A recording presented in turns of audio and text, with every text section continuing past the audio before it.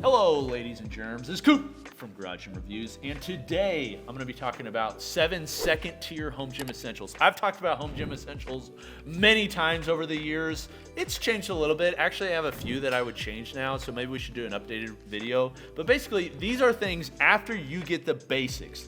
After you get your barbell, your squat rack, your plates, your flat bench, your dumbbells, kettlebells, some of those basic stuff, these are things that I think you should invest in later on, maybe after you've upgraded some of those things too. So after you have your basics, this is what I'd go with. A lot of you, this is somewhat the new year. A lot of you are starting home gyms or rebuilding, adding on to your home gyms. You're going from a commercial gym to your home gym. You want to make changes. So after you've got the basics, this is what I'd look to. After having reviewed and tested pretty much every type of equipment and just having a home gym for over a decade, this is what I'd look to. First off, and these are in no particular order, but the first one I would get is some sort of cable system. So this can look as simple as a cable pulley that attaches to a squat rack.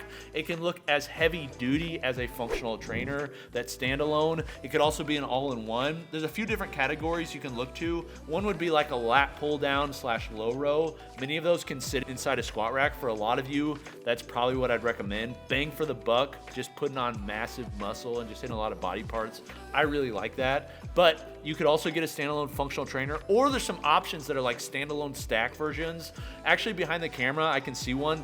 We have a Bells of Steel single stack plate loaded that sticks to the wall that has holes all cut out throughout the uprights that you can use for like weighted dips, weighted pull-ups, also functional trainer type exercises. That's like $500. We'll put links to all these things below the like button if you'd like to check them out. But these are the types of things I would look for. I think something like that would add just a ton of variety to your training and also just provide a ton of benefit to your training. So I would look for something like that. Next would be an adjustable bench. So you've got your flat bench. If you didn't buy an adjustable bench first, I would get one to add on, and I would get one that works really well for adjustable. It doesn't have to work as well for flat if you're gonna keep your flat, or you can get a bench that will work well for all. The adjustable bench that I would probably recommend for a lot of you is the Ironmaster Super Bench. I love that bench. I have every adjustable bench available to me. That is the one that I personally use at my house. It's pretty good quality, but what it lacks in quality, it makes up for it, and I think a pretty good price, but just amazing versatility and functionality. It just works so well. The way that they designed that thing is unlike any other adjustable bench, and it's not overpriced.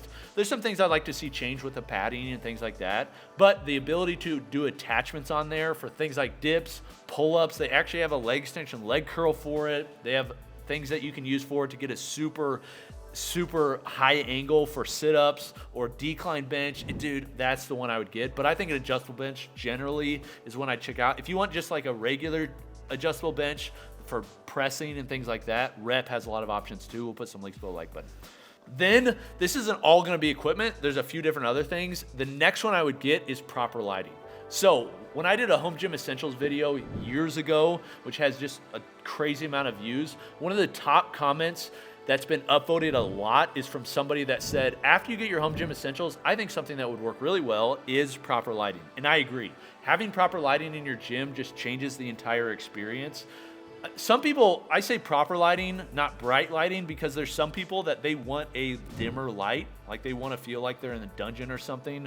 Like, I get that aesthetic. I think it's pretty cool. You know, I think there is something to be said about shadows and using those different things to make your muscles look bigger. Like, I know people are into that, but I personally like bright lighting. I want to see everything all at once. So having proper lighting, I think, is something I'd look at. There's a lot of options out there. We'll put some links below the like button. For most people, the option that I would suggest is like the Berea or Brina, I forget the company's name, but they make LED tube lighting that you can get very cheap on Amazon. That's what a lot of people in our community are using, so I'd look at that. Also, there is a lot of hex lighting that has come out recently, which we actually have one overhead. These work really well. They look really cool. They're easy to install. I see people all the time come out with them, and they're really cheap. So either of those would be good options. Again, we'll put links below the like button. Next would be heat.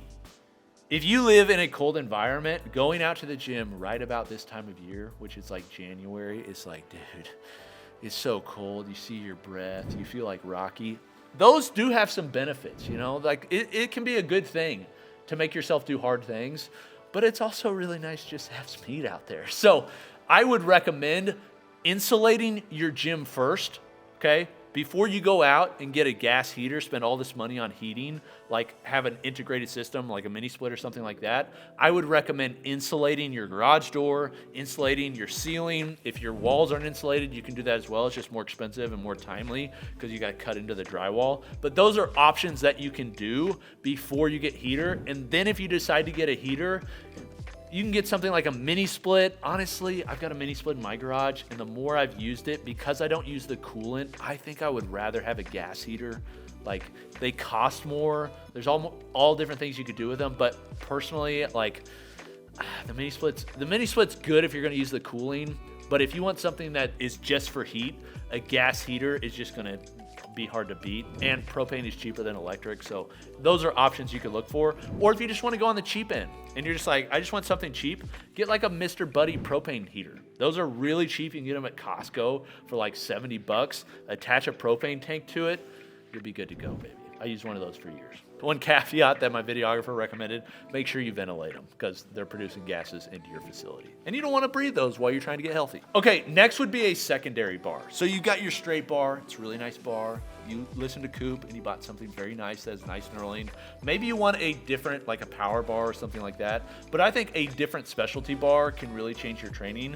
There's a few different options I'd look at. One, if you just want to get nice guns, you just want to do some curls for the girls, get like a easy curl bar. Easy curl bars are great. I love easy curl bars.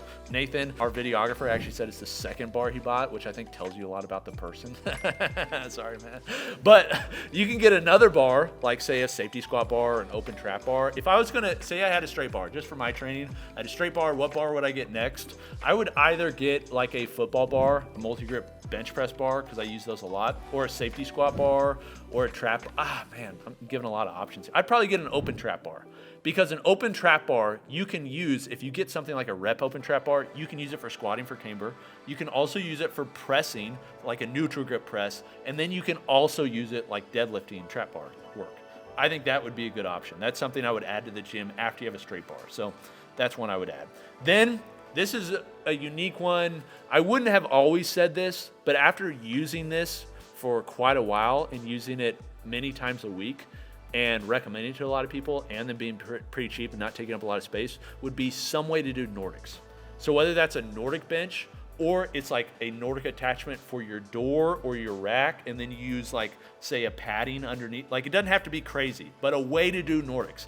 I love a Nordic bench. The one that I really like is the Shogun Sports Nord X. That's the one I use because it can also be used as a back extension. That thing is just, I know I talk about that thing all the time, but it's just so well done. I love that thing.